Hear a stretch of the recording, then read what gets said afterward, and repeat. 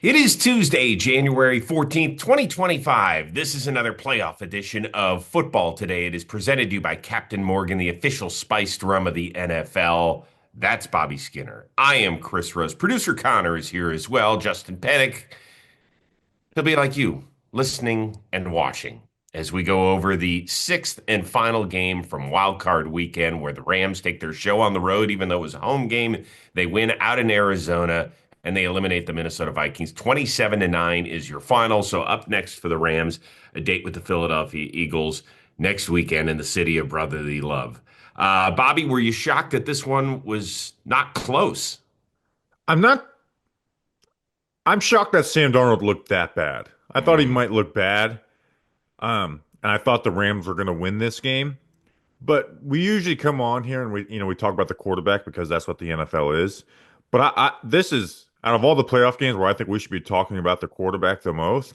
It should be this Vikings game. I mean, Sam Darnold just froze up in this game. I mean, he took 9 sacks. It felt like every one took like 6 seconds, and then you see like stats that 6 of 9 happened 4.5 seconds or later. Taking sacks on 4th and 2 when the game's 17-3. Not hitting deep passes. Looked like he was just timid to not throw interceptions when they double teamed his first read. It was, I mean, it was clear. Like, I actually think that was a worse quarterback performance than Justin Herbert, where at least Justin Herbert was taking chances and trying to make some throws, where Sam Darnold just froze up. Yeah, and unfortunately, it was the second straight week that happened. First, I want to give credit to Chris Shula and that defense. They were phenomenal, and it's really kind of turned a little bit. Yes, the Rams have been all about offense under Sean McVay, and ever since bringing in Matthew Stafford and adding Puka Nacua to a receiving core that already had Cooper Kupp, and their line has gotten better and they've gotten a running game over the last 2 years as well. But this defense, it is young, it is ferocious, and it just owned the line of scrimmage. I know that you're a big, trenches guy. That was as dominant a performance as I can remember by a defensive line over the last couple of years. Yeah, and I actually will disagree because I think a lot of it was just long developing. But like you said, they were really good. But like it didn't feel like Sam Darnold was being overwhelmed with, oh, he just has no chance back there. But I agree with the Chris Shula part, and the trenches obviously did win. Who was another really good coach in the Sean McVay tree, who's coached every position on the defense until getting a shot at the defensive coordinator spot. I mean, they doubled Justin Jefferson, use their safeties a ton, rotate up front with the defensive linemen, and like you said, just got after it and took away everything that O'Connell and Sam Darnold wanted to get in this game, and were just consistently dominant. Um, but I still, to me, my takeaway is Sam Darnold. Like he just 9 sacks, you Mhm. know, and a 33% pressure to sack rate. That's terrible. It just it was a again. I view that as a worse quarterback performance than Justin Herbert. I know that Justin Herbert's box score will look way worse. I really think that was worse from Darnold. Well, it'll show you the narrative shift that we've had now in 10 days, right? 10 days ago, everybody's saying, well, I wonder if JJ McCarthy's going to be on a trade block. And do you extend Sam Darnold or do you just give him, the 1 year franchise? What do you do here? And now all of a sudden we wake up on a Tuesday and people are saying, well, forget about Sam Darnold even being the quarterback of the Minnesota Vikings. And if you're a quarterback needy team, would you even want a piece of this guy? Can you dismiss? 17 weeks of really, really good, bordering on elite play by Sam Darnold with what has transpired against Detroit and now LA. Totally dismiss? No. Dismiss a lot of it? Yes, because of where it happened. Because it's something we talked about all offseason when we talked about, quarterback draft landing spots. And it's always, this guy would fit great in Minnesota. And this guy, well, you know who would fit great in Minnesota? Every freaking quarterback ever. It's the quarterback landing spot where you have a great tackle play, great wide receiver play, great play calling. Like everything is good. Oh, and now you've got a defense there that allows you to play with leads and a good run game. Uh, if he was doing this on any other team, basically, I wouldn't be throwing, uh, you know, throwing this all away, right? Jalen Hurts has a bad game in that Philly system. I'm not going to throw him away. I'm not totally dismissing it. He should be a starter somewhere next year, but I don't know if I It didn't do enough for Minnesota to want to move off of their first round pick in JJ McCarthy. So you don't think they even franchise him? You think they just let him walk?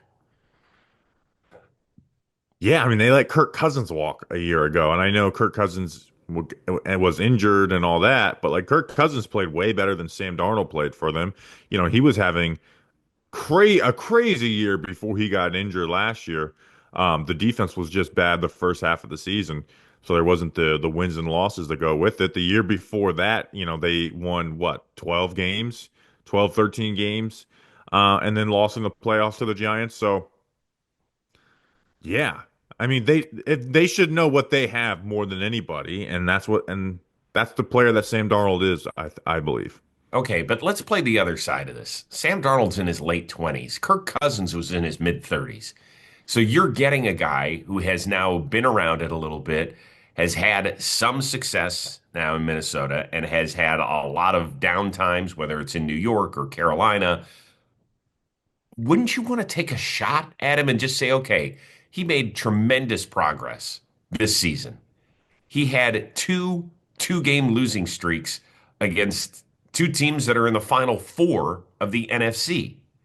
So can't you look at it and say, all right, it wasn't perfect, but it was pretty damn good. And even if JJ McCarthy ends up being good, are we so sure that he's going to be better than Sam Darnold? Oh, absolutely not. Absolutely not on the JJ McCarthy standpoint. What I'm saying is Minnesota, I don't think Sam Darnold did where they need to not play their first round pick. If they believed enough to trade up a spot and draft this guy, then I think they need to hand over the reins to him. Here's the thing, when you watch Minnesota this year, there was some awesome stuff by Sam Darnold.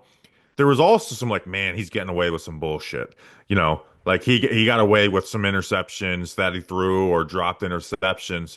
Like you didn't see this great, perfect, oh man, he's totally turned it around. You saw a guy operate that Minnesota offense that allows guys to do a lot. The difference between him and other guys was his ability to extend plays with his legs. And he can just make some beautiful throws with the football. So the franchise tag is like what, almost $40 million per year. I mean, I maybe think if it's you more can than work, that, actually. yeah. So I mean, hey, if you can work out some 2 year, 45 to 50 million, $1 million deal, sure. But if he's going to be looking for 30 plus and more, 2.5 to 3 years of that guaranteed, then I'm not striking on that, and I'm not gonna use my cap space on a franchise tag either. If I just drafted a quarterback in the first round. If they didn't have McCarthy on the roster, yes, but they did. And I don't even like McCarthy, right? I didn't want my Giants to draft him, and he's coming off an injury. But if you invested in him, then you need to see that through because Darnold isn't going to be the guy that take you to the Super Bowl. All right, so let's play this game a little bit. Um, is Sam Darnold a Minnesota Viking next year? No, the Vikings won't franchise tag him, and they won't win a bidding war for whatever it'll take to get him. Will Sam Darnold sign a contract worth more than $30 million a year with another team? Yes. Which team do you think is most interested in Sam Darnold right now as we sit in the middle of January and we're 2 years away from the start of the league year, or 2 months, sorry. Would the Tennessee Titans make sense? Wow. Oh my gosh. So The, the Steelers maybe like the Steelers if they get increase their wide receiver talent I can like seeing that, but I don't think he's coming back to New York. I again I don't know. The funny one would be like San Fran or some shit. They decide to trade Purdy or something. Like I it's hard to forecast where free agent quarterbacks are gonna go.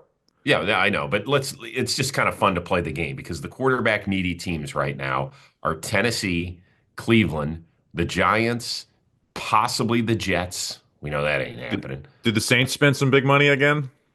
Oh my We're gosh. all we're all expecting them to, try and fix their cap space, and then they're like, why would I do that? I've been the GM for 20 plus years. The Steelers, the Raiders. I don't know if I'm missing anybody else that's obvious Maybe right the now. Colts take a swing on it. They keep Wow. just doing the plug a hole, fix the quarterback route. It'll be interesting. Let us know in the comments section where you think Sam Darnold is going to be under center and for how much. Like I said, I know we're 2 months away from the start of the league year. Obviously, plenty can happen. We know that the quarterback draft class, from all indications, not one of our brightest over the last decade or so. In fact, one of the dimmest. But it's going to be a ton of fun. We'll see where it all plays out. We got some coaching news coming your way from Dallas and New England. But first, this word from my friend Bobby. Football fans, it is playoff time. What are you saying, Bobby? I'm talking about playoff time. We've got some exciting games to look forward to, and you can get in on all the playoff action right now with our partners at the DraftKings Sportsbook. Right now, they are offering all new customers $200 in bonus bets instantly after betting just $5 when you use code football today. Stay in on the action and use your $200 in bonus bets on DraftKings same game parlays for a shot at an even bigger payout. Love the thrill of live betting? DraftKings has got you covered. Bet live on in progress games as they happen, making watching the game that much more exciting. And if sports betting is not yet available in your state, don't worry. You can still join in on all the fun with DraftKings Daily Fantasy and have the shot to win cash prizes. So, download the DraftKings Sportsbook app now. Use code football today. Bet just $5 on any wager and get $200 in bonus bets instantly. That's code football today. Only at DraftKings Sportsbook. The crown is yours. You'll be glad you did. All right, we continue on with some coaching news from Monday. Mike McCarthy out in Dallas after 5 years, made the playoffs in three of those 5 seasons. So he once again is a coaching free agent with 5 jobs available. We'll get to the McCarthy side in just a second. However, news trickled out on Monday as well that Jerry Jones had reached out to Colorado head coach and former Dallas Cowboy Deion Sanders about the gig. And Deion told ESPN as much that, hey, if Jerry calls, I'm going to listen. I love what he's doing. I love what he's all about. I'm very happy here at Colorado. What percent chance do you give Dion of ending up in Big D? 22%. I Wow, don't that's like, high. I feel like we can't just dismiss it, right? My natural reaction is to dismiss it, but they just let Mike McCarthy go when none of it makes sense, right? Because you waited over a week. So now, like, you can't interview the Lions coaches until their season is over. Like, what? Bill's not coming, right? I thought this would have been a great Bill Belichick landing spot, but I don't think that's happening, even though they could buy him out if they really wanted to. Why would the Cowboys be doing this, right? Like, I take it serious, which my part of me is like, this is all bullshit. This is media. This is getting attention and all that. But like, they the Mark McCarthy news comes out, and the only candidate we know that they've talked to within 2 hours is Deion Sanders. His sons are gone now. I know people will link Shador. I think it could be separate from Shador going to Dallas, especially with the Dak, cap hit. Now I am taking this serious. It's the only team where I think you should take this serious. Okay, so a few things. Number one, Jerry Jones, I don't think pays to even keep coaches around. I don't think he's going to pay just to then pay to bring a coach in.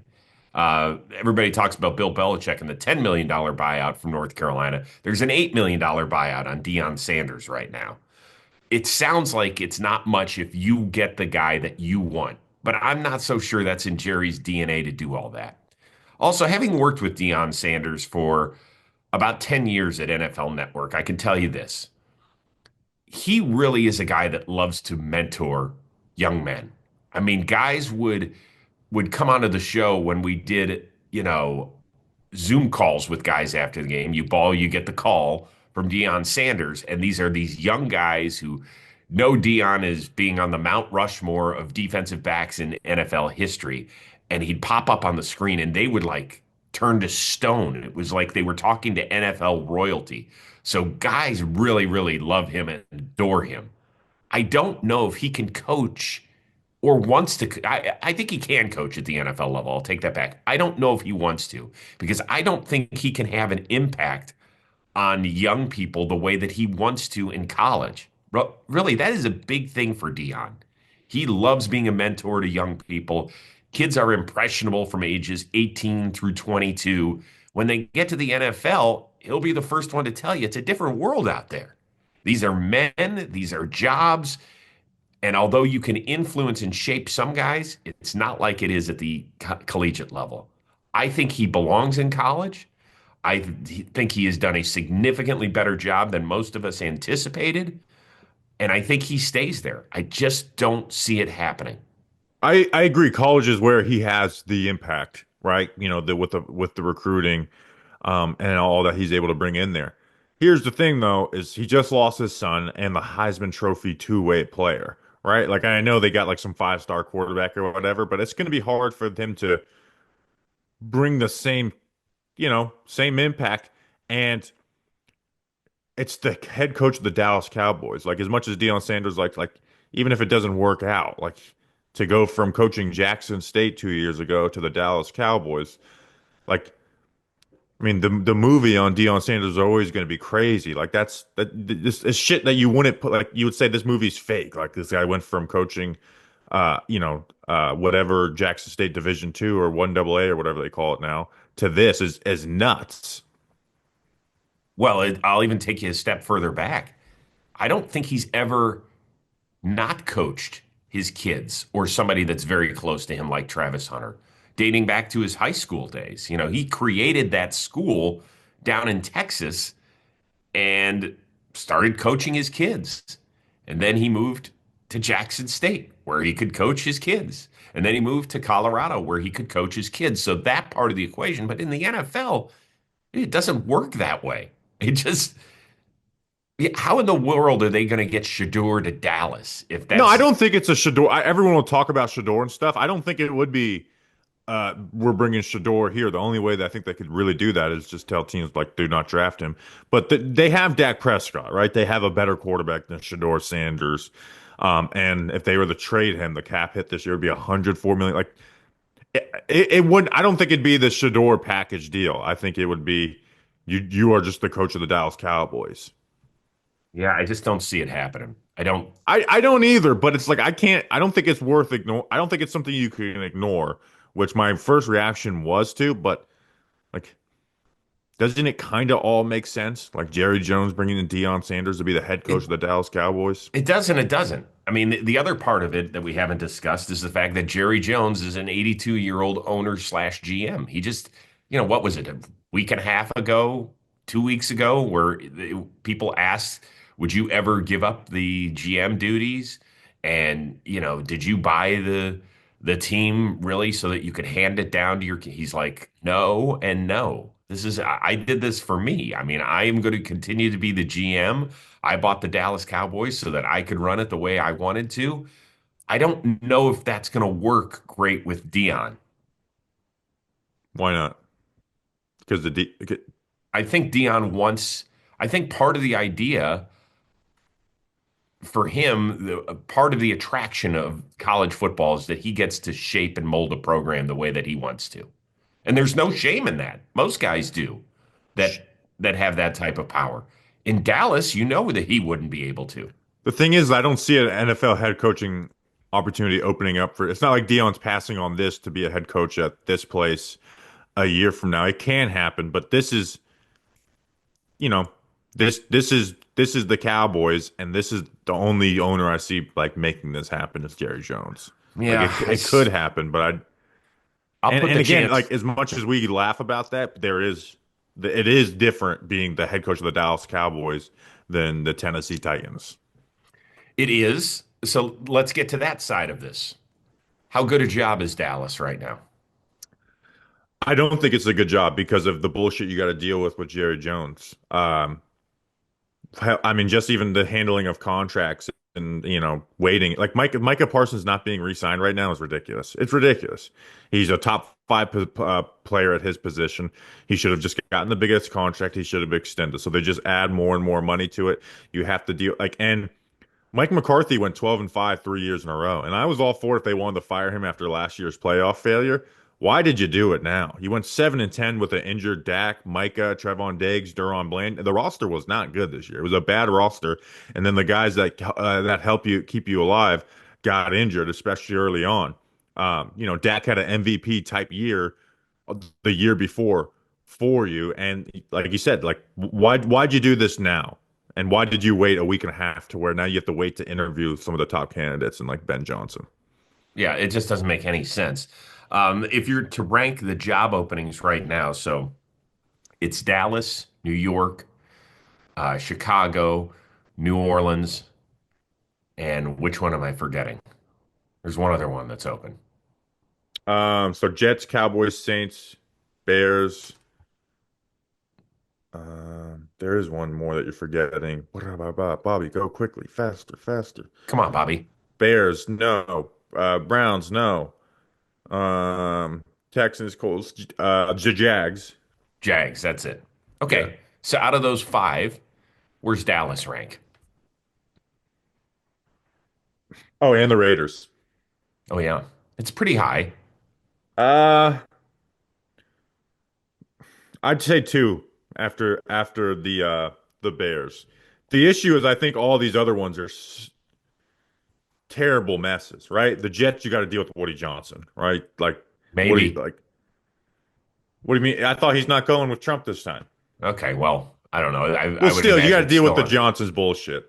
That's a bad landing spot. The Saints, they're cap shit. You're dealing with you're a GM who's been there for 20 plus years, and you don't know, what's going to happen there. Um, the Bears, I think they're the best. The Jags, if they got rid of Trent Baalke, it would have been a great spot. Now you have this weird power dynamic there where Mhm. you answer to the owner. It's destined for. And the Raiders, their their roster is probably the worst out of all these, and they have no quarterback issue. So as much as like I think the Cowboys are a fucking pain in the ass and shit, they're still I would be number two to the Bears, and you can So, even argue they're yes, number one too if you wanted to. you can. So, among the job openings, it's a good job.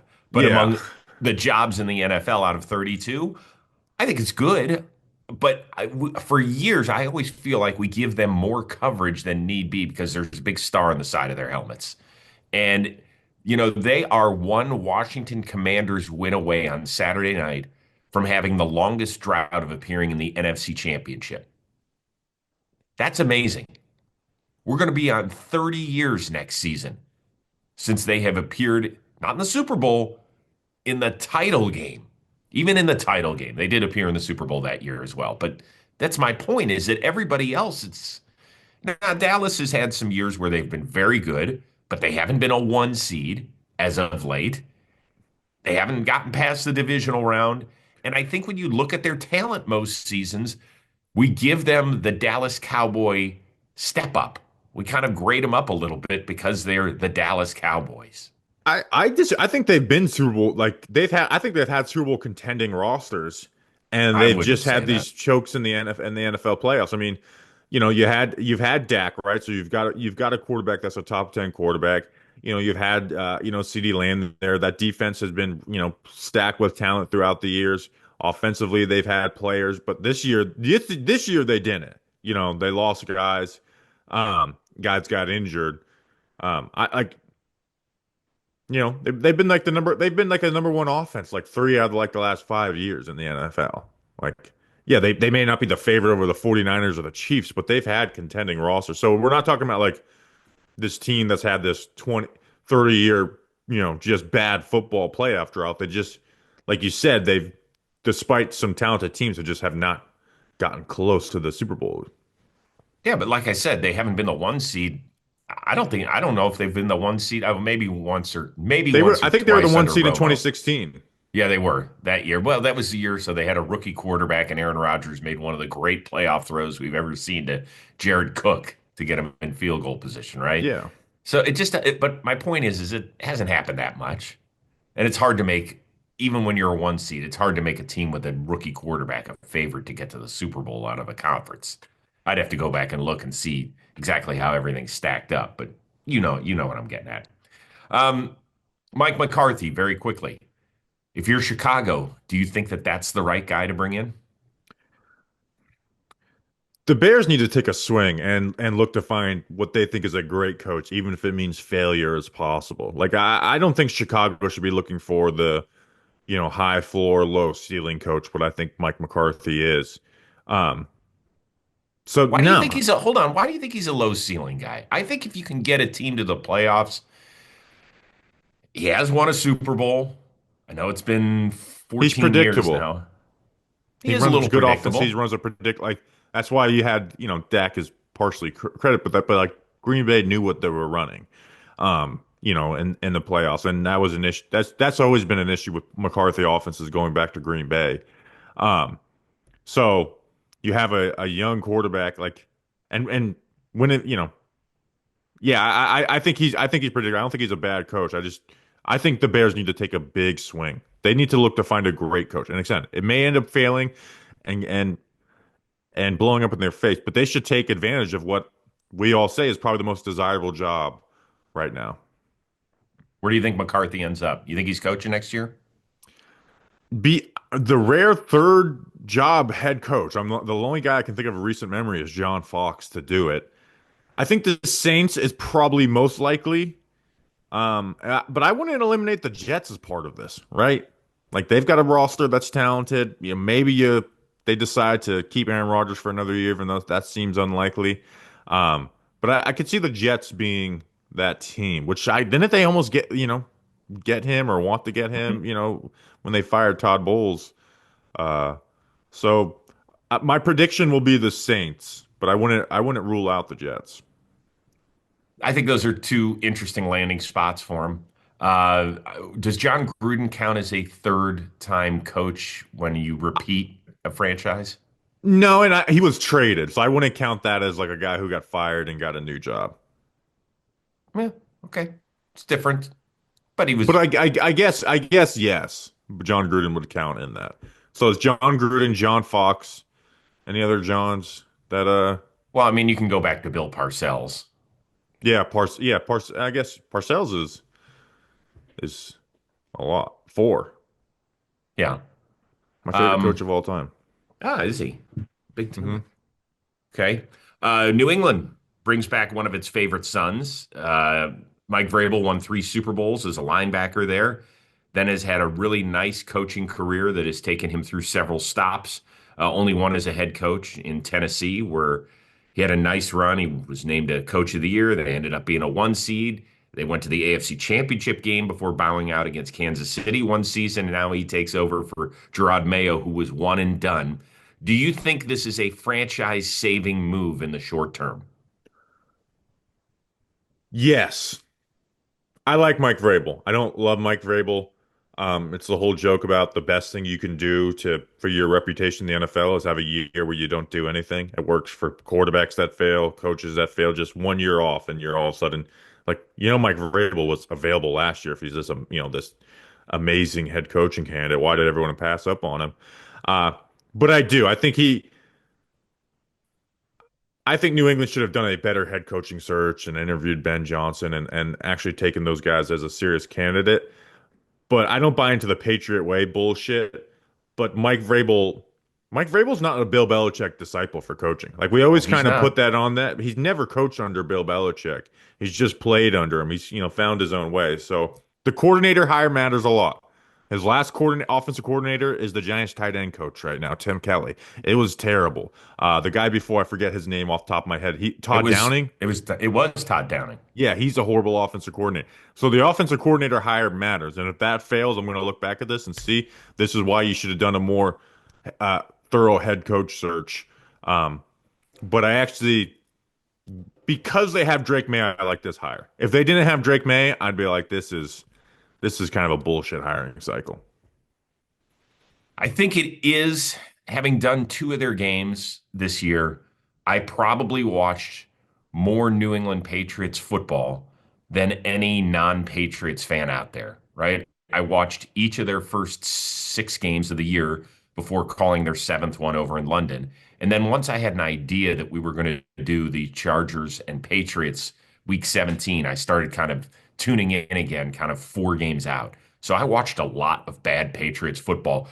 You pile that on top of me really, really watching a lot of bad Browns football, and I need some football therapy here in the offseason.